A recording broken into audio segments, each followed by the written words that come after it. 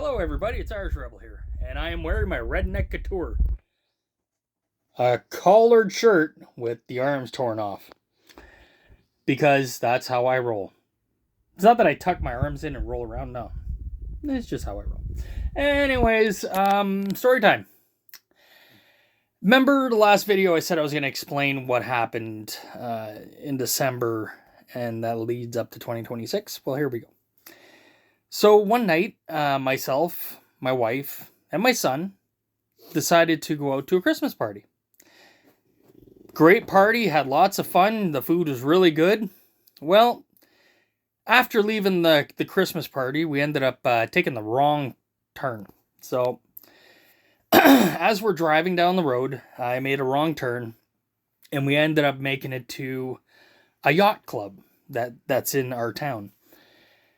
And as I was driving up, I'm like, okay, crap, we got to turn around. I missed a turn off, so we get to this point in the road where it looks like it was a roundabout. So you turn right, and given the fact that this is a yacht club, people bring their boats there, or their sailboats, I should say. So they have a spot where you can turn your vehicle around, and then back your trailer in. So I saw it on Google Maps, and I was looking at the newly dropped snow, and I'm like, you know what? That's perfect. I'll pull a U-turn there. Well, not a U-turn, but I'll follow the road and then come out the other way. So, as we're turning into the roundabout, I get about, what would you say, about 3/4 of the way around? I'd say half. Half? Okay. Mm-hmm. So we got about halfway around the roundabout, and all of a sudden, whatever happened, my car drops 3 feet into my Jeep drops 3 feet into the water. So, given the fact that there was no signs or anything, I was not a very, very happy person. I'll tell you that much. I'm pretty sure I came up with some new swear words that were very interesting. Anywho, so within that time, I'm looking around. I'm like, all right, we've dropped into some water of some sort, and I know the lake is about 50 feet to the right, and the other part of the lake is another 50 feet to the left. So where we were was supposed to be elevated enough where there's no water. So it made no sense as to where the heck why we would have fallen through ice into water. And given that was a turnaround or a roundabout. Anyway, so here I am sitting in the water. I think I chuckled for about 10 seconds before I realized how much... I'm in danger. Exactly, I said, hee. Well, actually, my wife said, hee, we're in danger. Anyway, so, I'm stressed out at this point. I just finished having a wonderful dinner. Guess what? No bathrooms, nothing. I can't even vacate my car because if I would have opened up the doors, water would have rushed into the cab and everything. So what's my options? Well, at the time, I thought to myself, I'm like, you know what? I got to get out of this. Just like everything else, if you're caught in mud or caught in sand or whatever, you throw your Jeep in 4x4 and you try to back out. So that's what I did. So an hour and a half of driving forward, backwards, everything I could possibly do to rock this Jeep forward and backwards to the point where it would I had high revs. Now, I wasn't redlining, but I was still high revs. And I was trying to reverse back. So as I was going forward, you saw the water rush over near the front of the car. You can see me making a wake every time I was going back and forth, back and forth, back and forth. Well, last second, as I was backing up, I punched it and I hit something, which tore my exhaust apart. And all of a sudden, my car went from being very silent to really loud. It sounded like a tank. I'm like, okay, well, there goes my tailpipe. Or my exhaust. I'm like, shucks, what the heck am I going to do now? So, I've already damaged the vehicle at this point. And I thought to myself, I got to get the rear end out so I can at least get out and assess the situation here. And so I went forward one last time. I revved it really high. I turned the switch into mud, punched it as hard as I could, and I reversed it. Well, lo and behold, I was able to break free of whatever that was holding me, and I came up with my rear end on the top of the ice on the back. And just as my rear end came out, my car died. Stalled out. I couldn't get it started again at that point. So at least now I was able to get out of my vehicle. So I asked my son to get out of the car, look around, see if what the heck what happened. So he gets out and he says, "Yeah, we're in water." I'm like, "No." I said, "There's another statement from Captain Obvious, I guess." So I'm like, "You know what? Screw this." I got out of the driver's seat, crawled my big rear end out of the car, through the back door, got out, and took some pictures. So I took pictures. I got now the only pictures I was able to get were from when I backed the car out of the water onto the back. When I backed the rear end out of the water. So I'll post those pictures here.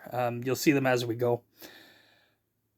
So I call a tow truck. How long did the tow truck take? About 2 hours? Pretty close to it? Or yeah, it was almost 2 hours when that tow truck finally showed up. So $250 out of my pocket so the tow truck driver can pull me out 5 feet. By that point, the car's getting real cold. Like we're winter in Canada. Or not in Northern Ontario. So it gets really freaking cold. And so I managed to start the car. It started for me. I was shocked. It was in limp mode, and then it wouldn't get out of limp mode, and then for some strange reason I ended up having power. But oh my goodness, it was rough going. The RPMs were all over the darn place. The tow truck takes off. I follow the tow truck, and he goes left. I go right to the road, right to the highway out of this area. And I make it to the first set of lights. As soon as I come to applying the brakes, the car would stall on me. So I'm struggling to start the car up again. I take off. I'm driving down Paris. I make it right downtown to come to the first set of lights. Police officers driving by. I hit the brakes to slow down for the red light. Car stalls. So I'm coasting onto this red light. At the light, pressing button just to get my car started. You know what? I have to say, whoever invented the push button start, I don't like it. You know, I miss having a freaking key to start my vehicle. Anyway, so get the car started, start driving. Every red light I hit, my car would stall. And towards the end of it, there was one red light left. Unfortunately, I was fortunate enough just as I was starting to pass through the red light to turn green, which was good. So we would drive the 20 kilometers back to my house from where we were. And I turn into my driveway. And as soon as I turn into my driveway, my car dies. That's it. Whatever life it had in her was done.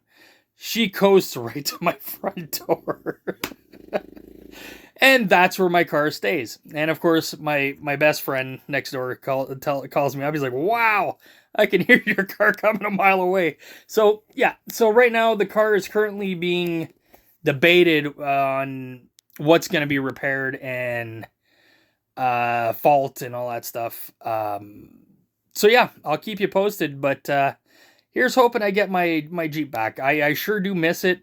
I hope I didn't damage it too much. Like, again, I was put in a very bad situation. I had to make sure I got out of it. So anyways, that's all I'm going to put for this video. I'm sorry it's a little long-winded, and story times are always fun. So at the end of the video here, I'm going to post some pictures, and I might even show a video of me going forward and backward, and you can see the water rushing around. And anyways, so without further ado, that's the video. So I'll add the pictures and stuff. So thank you for letting me be me. Thank you for listening to me rant and tell you the story. And that's it. Here comes the pictures. Thanks. Thank you for letting me be me. Bye-bye.